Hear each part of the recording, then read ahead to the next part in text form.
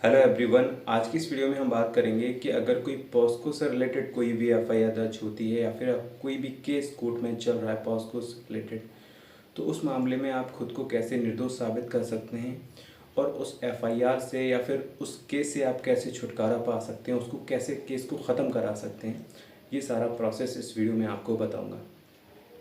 तो जब भी कोई पॉस्को से रिलेटेड एफआईआर दर्ज होती है तो पुलिस 161 का बयान दर्ज करती है और 24 घंटे के अंदर मजिस्ट्रेट के यहाँ पर बयान दर्ज कराती है। लड़की नाबालिग है तो पॉस्को आगे रहेगा, नहीं तो हट जाएगा। अगर लड़की बालिग है तो उस मामले में और सब कुछ सहमति से हुआ है, अगर वो आपके पक्ष में बयान देती है तो बयान के आधार पर पुलिस कोर्ट में जो है फाइनल रिपोर्ट लगा देती है एफआर के रूप में, फॉल्स रिपोर्ट।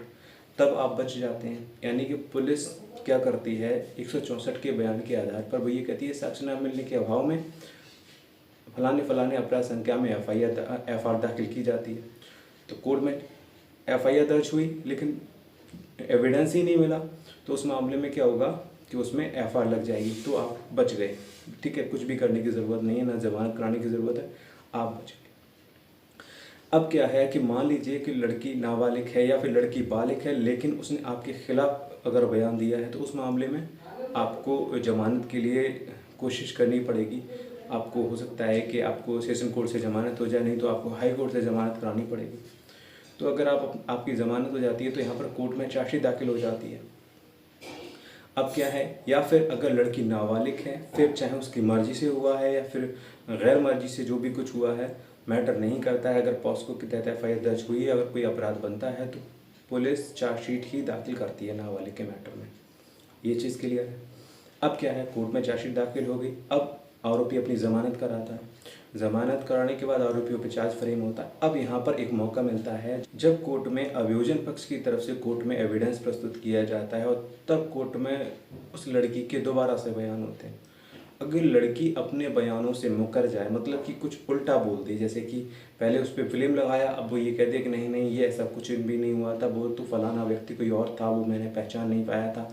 तो वो पूछते हैं कि भाई ये फिर आपने ऐसा क्यों नाम ले दिया, तब वो कह देती है कि नहीं मैंने ऐसा नाम नहीं लिया था, वो तो मैंने इनके कहने पे आकर किया, उनके कहने पे आकर के मैंने कह दिया था। और जो भी गवाह होते हैं वो भी अगर पलट जाते हैं तो उस मामले में गवाहों को होस्टाइल मान लिया जाता है, यानी कि मुकरे हुए गवाह। तो जब गवाह अपनी गवाही से ही मुकर जाएंगे तो उस मामले में केस को होस्टाइल कर दिया जाता है, मतलब कि साक्ष्य के अभाव में केस को डिस्पोजल कर दिया जाता है और आरोपी बाइज्जत बरी हो जाता है। ये दूसरा तरीका है। दो तरीके तो ये हो गए। तीसरा तरीका ये है कि जो भी एविडेंस प्रस्तुत किया जा रहा है, अगर उसमें खामी है, ये पता लगता है जब वकील क्रॉस एग्जामिनेशन करता है लड़की से और जो भी गवाह होते हैं उससे क्रॉस एग्जामिनेशन करता है, उनकी कमियों को खंगोलता है, देखता है कहाँ की एफआईआर है, कब चार्जशीट दाखिल हुई, क्या स्टोरी है, उसमें कोई कमी नज़र आती है, उसमें कोई ऐसी चीज़ है जो बहुत सारी चीज़ें कोर्ट में रखी जाती हैं। कोर्ट भी ये सोचता है कि इस तरह से कोई भी इस तरह का काम प्रैक्टिकल हो सकता है, नहीं हो सकता है, तो वो अपने विवेक से किसी भी केस पे जजमेंट करता है। अगर कोर्ट को ये लगता है कि नहीं ये प्रैक्टिकल नहीं है या फिर जो भी उसने एविडेंस प्रस्तुत किए हैं वो कम हैं, तो जो है एविडेंस के अभाव में भी आरोपी को बाइज्जत बरी कर दिया जाता है।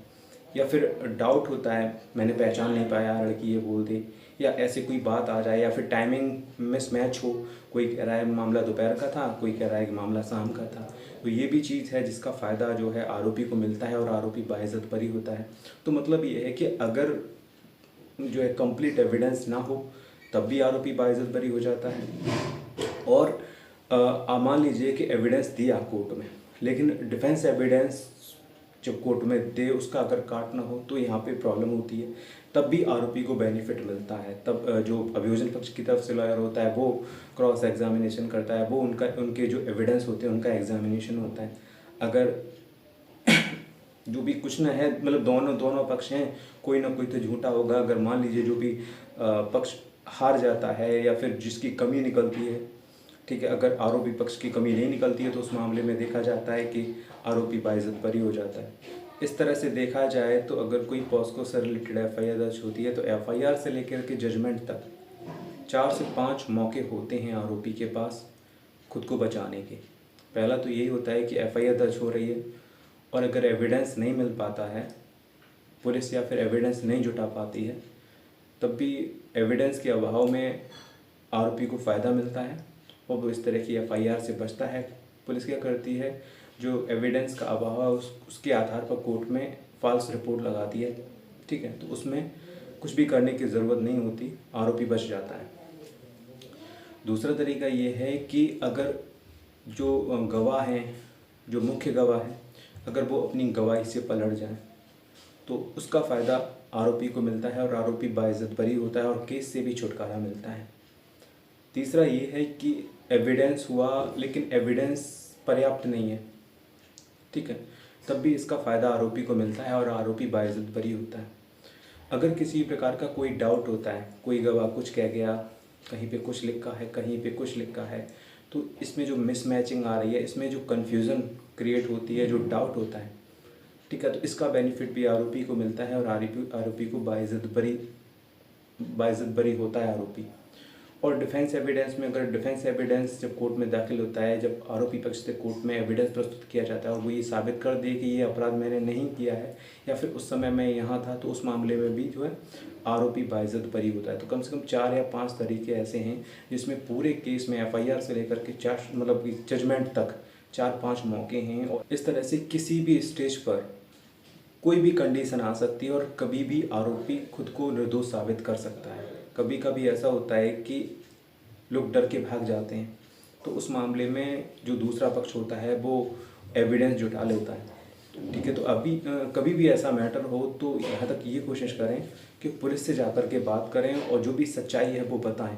अगर मामला झूठ है तो आप बताएंगे तो यकीनन पुलिस उसको समझेगी, उस मामले को इन्वेस्टिगेशन का एक हिस्सा बनाएगी। और हो सकता है कि जो एफआईआर आपके खिलाफ जो झूठी हुई है, पुलिस उसमें जो एविडेंस नहीं मिलेगा या फिर जो भी एविडेंस मिल रहा है तो उसको खंगालती है, परखती है, उसके बाद उसको शामिल करती है। अगर एविडेंस नहीं मिलेगा तो पुलिस कोर्ट में जो है अपनी फाइनल रिपोर्ट के रूप में एफआईआर ही लगाएगी। सो गाइज, ये था पूरा video. I hope you like this video पसंद आए तो लाइक कीजिए, चैनल को सब्सक्राइब कर लीजिए। चलिए मिलता हूँ नए वीडियो के साथ, तब तक के लिए जय हिंद।